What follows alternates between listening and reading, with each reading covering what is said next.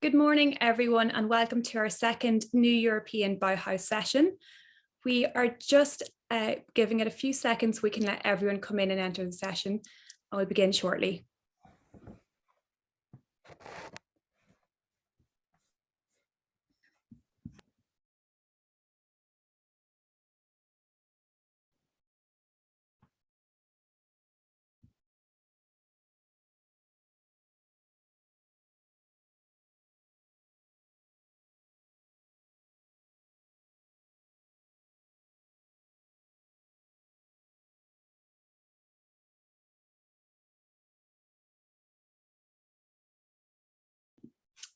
Okay, Rosemary, I think we're ready to begin, so just over to you.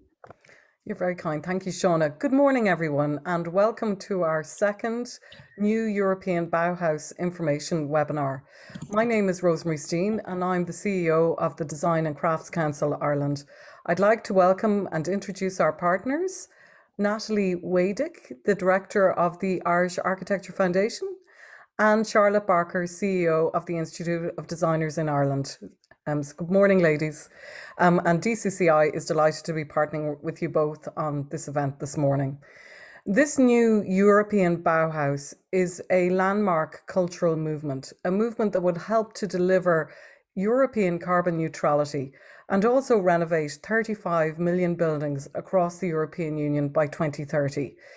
It is a project that seeks to combine sustainability with great design under the motto Is féidir an gná a bheith áilín freisin, or the necessary can also be beautiful. As lead organisations championing design in Ireland, this is obviously very important to DCCI, the IAF and IDI, and we felt it was important to inform Irish stakeholders of the new European Bauhaus initiative. And to that end, we've organised a series of information webinars, and this one today, and there'll be a further one on the 18th of March. And for these webinars, we wanted to achieve a number of things. One, we wanted to share with you how the new European Bauhaus is different in both aspiration and methodology from other initiatives brought forward by the European Commission. Here, for the first time, design as an aesthetic and also design as a process are core to the initiative from the start. So it's a very important change in the way that things are done at a European level. We also wanted to make sure that you knew some examples of some projects that are already happening in Ireland that might inspire you as you consider your own Stage 1 submissions. 3, we wanted to introduce you to the new European Bauhaus website portal so that you can progress your own involvement by submitting your ideas and examples and suggestions as to what the new European Bauhaus should look like in practice. This stage is very simple, but it's very important. As is from these submissions that the European Commission will develop a call later this year. Unfortunately, since this initiative launched, there hasn't been a huge amount of submissions from Ireland, but we hope that these webinars will change that, and that's part of what we're trying to do here today, to make sure that everybody has an opportunity to put forward something into the initial process. And finally, in addition to submitting your own ideas, examples and challenges, we wanted to invite you to join a co-design workshop on the 26th of March, where we will make a joint one-stage submission together. If you are interested in being part of this joint submission, then join with us on the 26th of March. You can register your interest to attend when you complete the short survey that we will send you directly after this webinar today. As I said at the beginning, this initiative is currently in its early co-design Stage 1 phase, where the European Commission, through the submissions we make, is collecting data on the suggestions of what the new European Bauhaus will look like in practice. We believe this is a unique process, and as such, it presents a major opportunity to deliver a green future for Ireland and Europe, but in a way that is design-led and design-focused. For the first time in its history, the European Union is seeking to develop its policy to deliver carbon neutrality, but using a process of co-design, which seeks to bring together knowledge, insight, and perspective from different sectors, from science and technology, architecture and business, innovation and design, and asks us, as EU citizens, to shape the future. In addition to supporting the delivery of carbon neutrality, the new European Bauhaus presents a range of additional opportunities for Irish stakeholders, including European funding for delivery, European and international networking and learning, sustainable development, job creation, and the opportunity to enhance Ireland's reputation as a design leader. This represents a very important opportunity for Ireland, and we're delighted that you are with us to hear more. You may have questions. We did when we started investigating this initiative, so we have allowed time at the end of the webinar for you to ask some questions. Our moderator, Shauna, has asked that you pop your questions into the Q&A section on the bottom right of your screen, and we will get to them at the end of the webinar. But of course, if there are any further questions after the webinar, you can direct them to our European manager, Nicola Tomac, who you'll meet later in the webinar this morning. We will close with a slide with his contact details and post them also into the chat function so you know who to follow up with. Just a quick note also to say that this webinar is being recorded and we will post it to our website as part of our awareness raising campaign. This is a wonderful opportunity for Ireland and we look forward to working with you on this co-design journey. I'd now like to introduce Natalie, who you met earlier, who's the director of the Irish Architecture Foundation, an organisation committed to communicating the culture of architecture and design, who's going to present some examples of the work that they have been involved with or aware of that we feel connects with the spirit of the new European Bauhaus. So over to you now, Natalie. Thank you for joining us. Thanks, Rosemary. Good morning, everyone. It's really exciting to be here with all of you, with Charlotte as well, and to start this conversation today about something that could be transformative. 100 years ago, the Bauhaus was seen as a movement for social justice, for democratic design, where every individual has access to not just the utilitarian aspects of society, but also the pleasures and beauties of living. So given that the Bauhaus was not only an aesthetic movement, but also a social mobilization for recreating society, it seems apt that the EU is reviving its spirit now at a time of recuperation as a symbol of a new progressive age.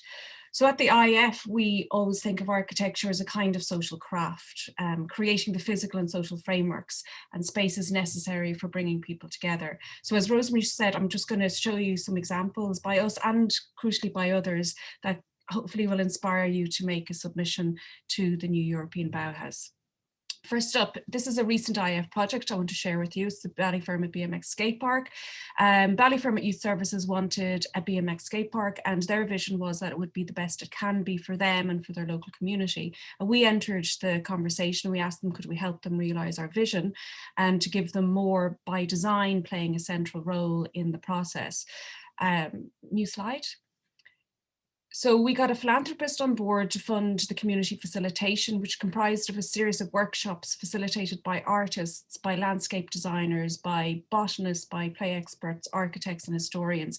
And by the end, this team of creative experts had engaged directly with over 2,000 participants, from mother and baby groups to youth groups to retirement groups. Dublin City Council provided the site and the funding to build the park. So it was a real partnership between design and the arts driven by community need. New slide, please. So this is a project I want to tell you about by the Workhouse Union in Callan. It's an exceptional project. Nimble Spaces is an arts-led research project to generate new models of housing for people with disabilities in the Campbell community in Callan, and is coordinated by the Workhouse Union. And for those of you who don't know the Workhouse Union, it works with artists, designers, architects and craftspeople to develop projects examining housing, civic infrastructure and the commons, engaging people with the spaces and places we live. So Nimble Spaces focused on how to offer privacy and self-determination for people with support needs. And in this photo, Lid Architects are leading the co-design process to realise the architectural ambitions of the project. New slide. So this slide shows that the final drawings of the scheme. So in 2017, planning permission was granted to Campbell communities to develop 25 homes on 4 sites in Callan, including social housing and co-housing in partnership with Tua Housing, Lionra Co-Housing and O'Coulon Co-Housing Alliance. So this is an exemplar project within a European context and it is still progressing forward. New slide.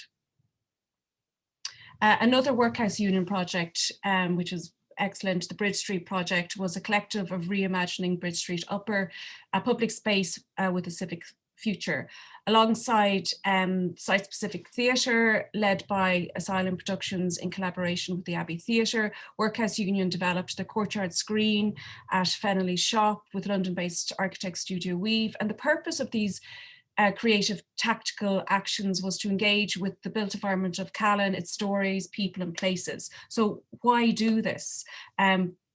Bridge Street is now the focus of an extensive county council-led renewal of the street and core of the town, including the Town Centre Living Initiative, which is a governmental pilot scheme to develop innovative solutions for vacancy and underuse.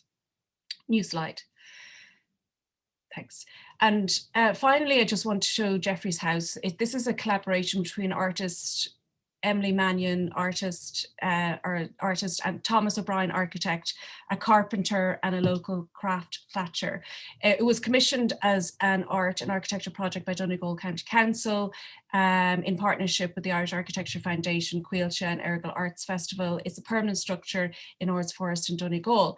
So the vision for this collaborative project is to demonstrate the exciting potential of fusing art with design and with craft to create an intervention in the beautiful natural landscape to enhance our experience of that landscape. So this is both shelter and it's functional and it's beautiful. So in conclusion, these are just snippets. These are examples that prove that by working together, we can easily build structures necessary to carry us through into a creative and inclusive future that serves the needs of society and crucially of the environment and our planet. So I now pass you over to my colleague, Charlotte Barker, who is the Chief Executive of the Institute of Designers in Ireland, which is the industry association of professional Irish designers, who has further examples of great projects relevant to the European Bauhaus. Thank you, guys. Thank you, Natalie, and good morning, everybody. Thank you for joining us on a Friday. Hopefully this is a nice way to ease you into your weekend. I really feel as though this is one of the most exciting and truly pan-European initiatives that I've ever seen in design. And I think we have a fantastic opportunity now to really make our mark and prove what the island of Ireland can do. As IDI is a member of BEDA, the Bureau of European Design Agencies, I've been fortunate enough to attend recent discussions to understand more about the challenges and approaches that are being taken in other countries. And I think it's clear that we have a real opportunity to challenge our own thinking, to blow the lid off the restrictions that hamper our progress, and find some really divergent thinking that can have an impact both here and abroad. So the first example I have to share with you today is We Make Good, a work integration social enterprise, or WISE. They create jobs for people from disadvantaged backgrounds who, even in a full employment economy, struggle to find meaningful employment. So they started with the idea that things could be better. So for some people in Ireland coming from a disadvantaged background due to ethnicity, disability, or time in prison, for example, having a job is the goal, but it's not one that feels achievable. So from We Make Good, design is the answer. So there's an expectation that social enterprise looks like this, when in fact, it looks like this. Having started life as this. They've developed a range of products that are designed by some of Ireland's best emerging designers and made by people facing social challenges who've been supported to develop valuable skills and gain employment in their craft. Becoming a skilled maker means people can change the trajectory of their life and that of their families and their communities. They have over 70 products. They work with 16 social enterprise partners, and they work with NCAD on the development of new products. And they have a shop through which the products are sold. Each product they offer stands for big ideas, hope, opportunity, and a belief in each other. Their plan is to grow the work integration social enterprise sector to the same size as the UK and Europe, providing thousands of jobs for people from disadvantaged backgrounds, and 65,000 jobs are predicted as possible. Plus, they aim to have stores and workshops around Ireland to provide people from disadvantaged background with pathways into creativity and manufacturing. So it's a super example of a project that delivers aesthetically, sustainably, and inclusively. And secondly, Jacinta's chair. So winner of the 2020 IDI Award for both product design and design for good, Jacinta's chair was designed as part of the RTE programme, The Big Life Fix. With a collaborative design team from Accenture, the Dock, Fjord, design partners, and Amazon, Jacinta's chair is a piece of furniture with embedded Amazon Alexa voice technology, speakers, and tactile controls that's designed to enable people with Alzheimer's to easily access and enjoy music, audiobooks, and radio.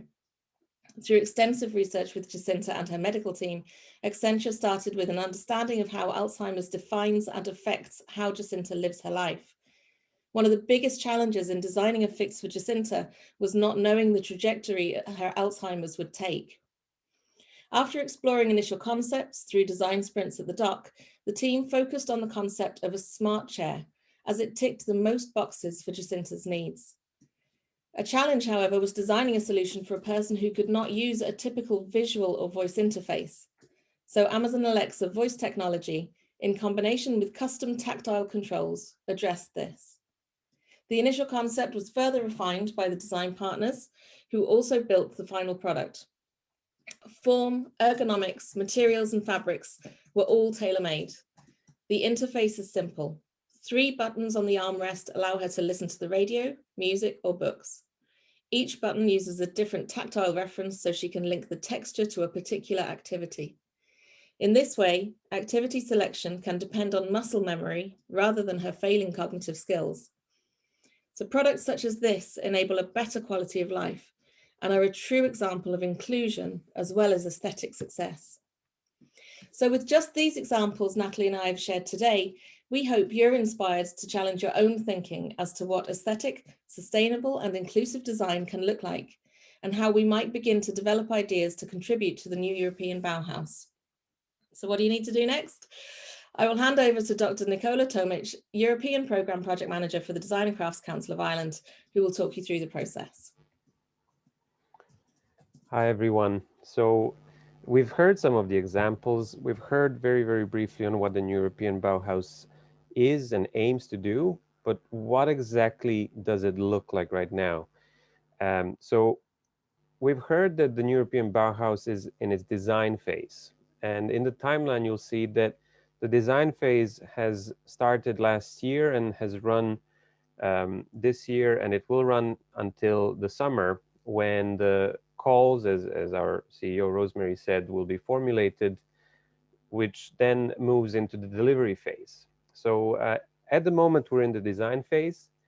And in the design phase, the European Commission is collecting data from everyone around Europe through their website, with the aim to analyze the data and, based on that data, formulate calls. So basically, we're now shaping what the new European Bauhaus initiative will be and what exactly it will want to achieve. And then in the delivery phase, the European Commission will launch calls for funded projects, 5 pilot projects, which will be running for 2 to 3 years. And after that, and during that, the European Commission aims to disseminate the results of the pilot projects. So the third phase will be dissemination. So what does the design phase actually look like? At the moment, it is just a website. So the website, here is a link. Maybe Shauna can share the link in the chat. It is just a website. The website has been launched in January, and since then has been developing. So the website is changing every other week with new information and new development. So I encourage everyone who's interested in the Bauhaus to follow this website and bookmark it like I did. When you go to the website, what we hope you will do after this webinar and by the end of March is you will participate in the co-design. And in the co-design, we expect our audience today and in the following events to share their examples, ideas, and challenges. So these are the 3 portals that will enable you to share your examples and provide data for the European Commission. So once you click on the share examples, ideas, and challenges, you will be offered these brief descriptions of what exactly the European Commission wants you to send. And you will have these yellow buttons, start sharing, which link to the European Commission New European Bauhaus portal. So you will have to submit examples similar to what we've heard already, but they also want to hear your ideas and your challenges. So the ideas are basically what the new European Bauhaus should be in an ideal world. Some dreams and hopes and things that haven't been implemented yet, but you'd like to see them being implemented. This could be also your project proposal that didn't receive funding or it didn't materialize, but you'd like to see it happen. The challenges submission, it's basically answering the question of why are we not there yet? How do we move from the examples we have to the ideas that you'd like to see? So these three types of submissions is what the European Commission wants and is what we encourage you to submit. Once you click on the submission form, you shouldn't expect a long procedure. This isn't a application for a European project, which is pages and pages long and hundreds and thousands of words long. So this isn't a typical European project application. This is just a questionnaire and a 4-page submission form. And this is what it looks like. So at the very beginning, you will be greeted by a more or less standard data protection acknowledgement to agree that your data will be protected. And then in the form, you will have to explain or describe your example. So this is I'm presenting a sample form for the examples, but for the ideas and challenges, it looks more or less the same. So in this text box, you will type in your example, and then you will answer questions whether you'd like to include an image, provide a link, and anything to embellish your example. On the next page, you will answer a few multiple choice questions, what this example is, who does it target, what does it improve, about its scale, and its lifespan. After this, there is a page with buttons which you will be able to drag with your mouse. And these circles or dots, you can drag within these triads, which is basically 3 extremes, and you position your example within those 3 extremes. And similarly, you will have these axes. So you just slide along the point where you think your example belongs. Is it more targeting individuals or communities, as the first example shows? So once you are happy that you have positioned your example or idea or challenge within these parameters, then you will be asked to fill out a bit of information about yourself, who you are, what your role is, etc., and then finally acknowledge and accept the terms of the submission. So far, there is also a part of the page which is interesting, is to see view all contributions. So the European Commission team has published the data up to February 12th. I've understood that since then, for example, this is what the European Commission sees when they receive the data. They basically, their software generates these visual representations. So the word clouds, the bigger the word, the more topics on that have been submitted. So for examples, they had in February 12th, 80 submissions, but I've understood that by now, this number ranges between 300 and 400. But we're not going to go into the words themselves, but this is just for you to see what the European Commission sees. More importantly, this is what those axes and triangles look like when you get aggregated data in there. So you get to identify these red clusters. So the darker or the bigger the cluster, the more attention this will have in the final call. So this is very important for us and for Ireland, is that now is the chance to shape the future of the initiative. So the more submissions from Ireland, the better way you can skew your expectations of what your projects or proposals will be like. So the higher, the more submissions from Ireland, the higher the chances that the final call by the European Commission will match Irish demands and expectations.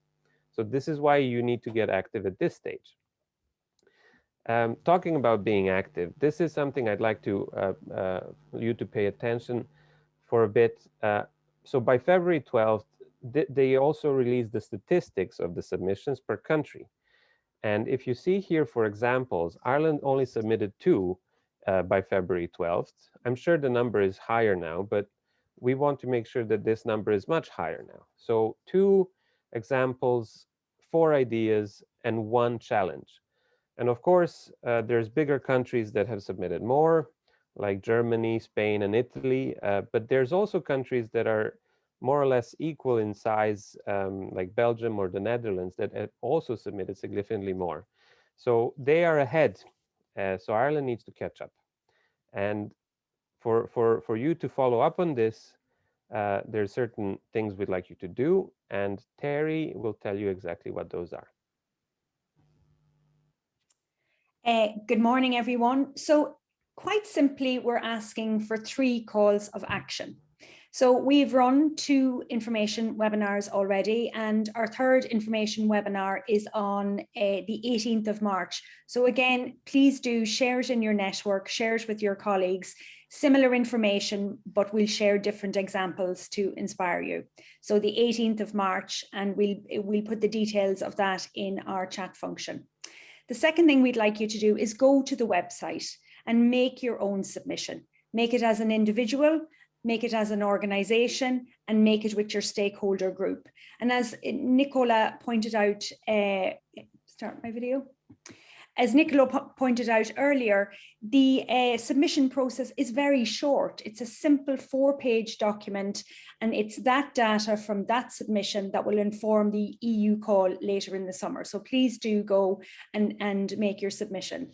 And the final call is, we'd love you to come and join us on the 26th of March for a co-design workshop where we'll submit a joint application together. And again, we'll send you a survey at the end of this webinar, and the details around that survey will be, that workshop will be in that summary. So get busy. Thank you.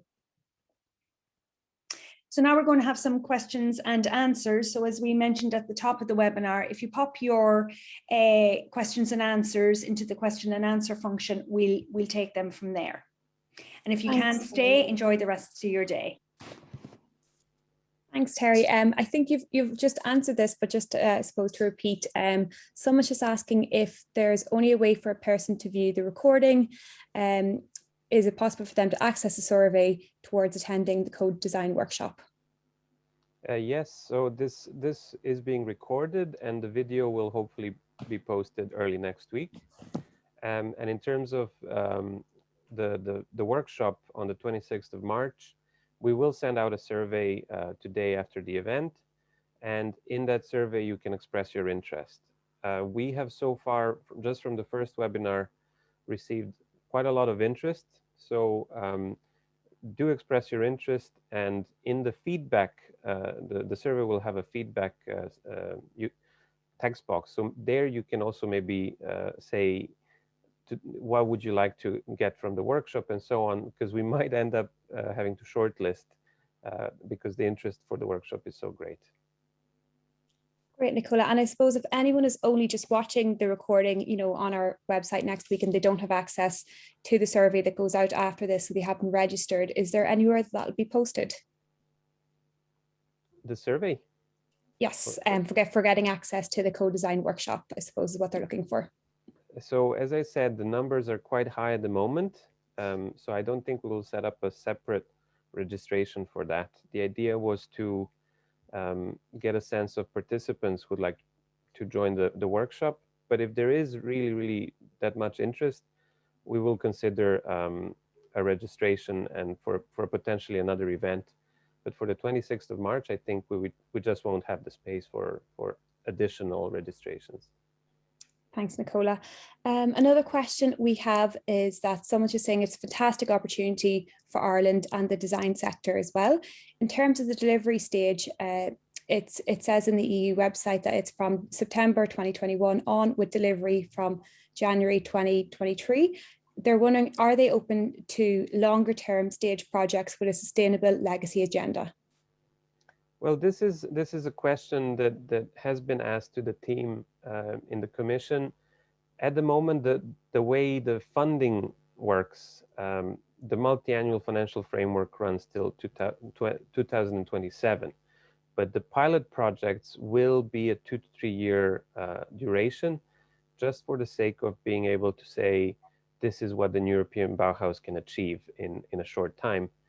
I imagine that after the pilot projects that want to last and have a longer impact will be able to reapply for additional funding. But I think the pilot projects are there to show what this can do in 2 to 3 years.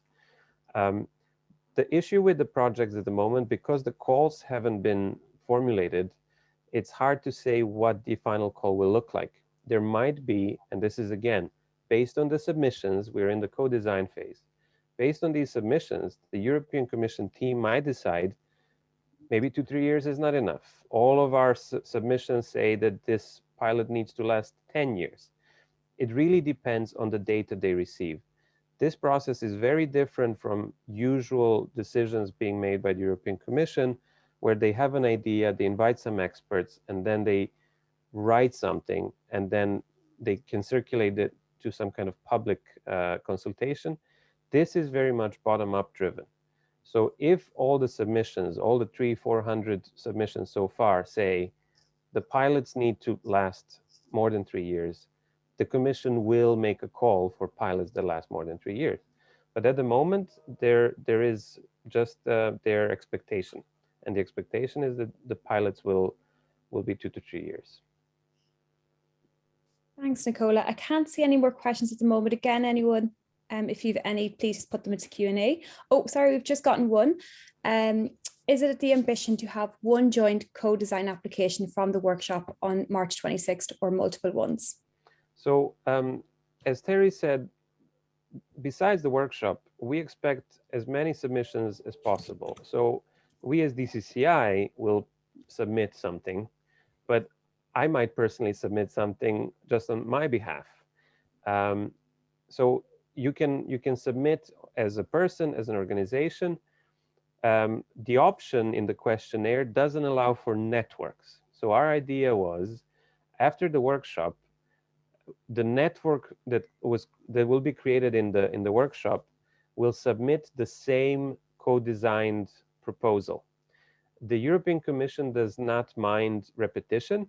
So if we say have 20 participants in the workshop, all 20 of us will submit the same proposal that we will achieve through the workshop. But with every submission, you should say why this proposal or this idea or this example matters to you. So you can also, if you have no inspiration, you can go to the New European Bauhaus website and look at the examples that are posted there. And if you really like them, you can submit the same thing. So repetition is not an issue as long as you personalize it with a comment on why it matters to you. So after the workshop, there will be a joint submission that all the participants will submit in their own name with a personalized paragraph saying how it matters to them. Thanks, Nicola. It's great to see some of the comments that are coming in. A lot of people are very enthusiastic about the initiative and are looking forward to contributing. One question is, will applications from Northern Ireland be considered? Certainly. I think with the Brexit issue, I don't know about eligibility for later funding, but anyone can submit to the European Commission website. Northern Ireland, of course, we share an island, it affects everyone, so please do make your own submission there as well. Great. And following on from that, are the EU open to proposals that engage non-European partners as part of a project proposal? That is something I don't know yet, but I imagine that they would be open because the President of the European Commission, Ursula von der Leyen, said they want this to be a global movement, not just European. So the third phase, dissemination, her ambition is that if this works and all these examples are wonderful, she will export this as part of EU foreign policy. So I imagine that it is actually going to be encouraged to have non-EU members in the consortia for these pilots. So I think yes, but I wouldn't say 100%, but my instinct says that non-EU members will be able to participate in the pilots. Thanks, Nicola. Another person just asking, is the VAI, or the Visual Artists of Ireland organisation, a stakeholder in this initiative? Well, this initiative is from the European Commission. So within Ireland, you can become a partner yourself and apply to the European Commission. So this is very much driven by the European Commission. And we are just messengers in a way, these three co-hosts here. But if you want to become involved with the team in the Commission, you can also apply to become a partner. And then as a partner, you can promote the Bauhaus events and the initiative, but everyone is a stakeholder if you participate. So this is not top down, this is bottom up. Thanks, Nicola. I think that's all the questions we have so far. Again, anyone, if you have anything you'd like to add, please put it into the Q&A. I see we're getting lots of messages coming in from different sectors and different organizations who are giving information and saying they'd love to contribute. So thank you for that. I'd like to also add that there will be later this month or early April, there will be a separate call for examples and proposals of what the European Bauhaus should be, which will be then rewarded by a cash prize. So this will be called the European Bauhaus Prize. So if you already submitted something or plan on submitting something, you should be able to submit the same thing, but do follow the website. There will be an open call for a submission, which will then be a sort of a prize. And I don't know the amounts, but it should be in the thousands. So do keep an eye out on the website. Thanks, Nicola. A few more questions have just come in. So at your previous webinar, there was a discussion about copyright and ownership over the project. So someone's just commenting that they see a copyright section is in the submission form that you had included, Nicola. Do you know, they're just wondering, has there been any progress or any updates on that piece?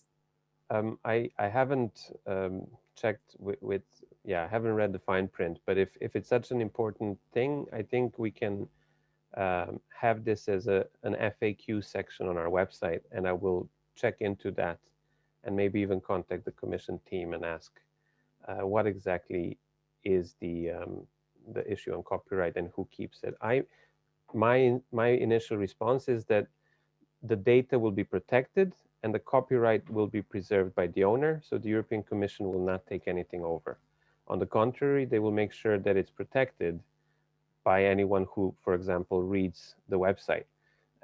So I know that there is a consent section in the form where you can say that you consent or you don't for your example, idea, and challenge to be published on the website. But I imagine if it is published, all of this will be protected by the European Commission rather than taken over. Great. I think that's the end of any questions, unless anyone in the panel would like to add anything, or if you know there's questions last time that you think might be relevant here as well, please let us know. Otherwise, Nicola, I think that's it. Okay, well, thank you very much for attending. This was recorded and there will be a video of this in case you miss something and you're too afraid to ask. Do not hesitate to contact me. Displayed is my email. And of course, do check the European Bauhaus website. And I stress this, do check it regularly because it does change from time to time. And we also, here you can find the social media tags of our three organizations. So we will also be posting updates.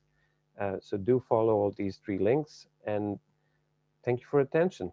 Enjoy your Friday and enjoy your weekends. Thanks everyone for joining us. See you soon.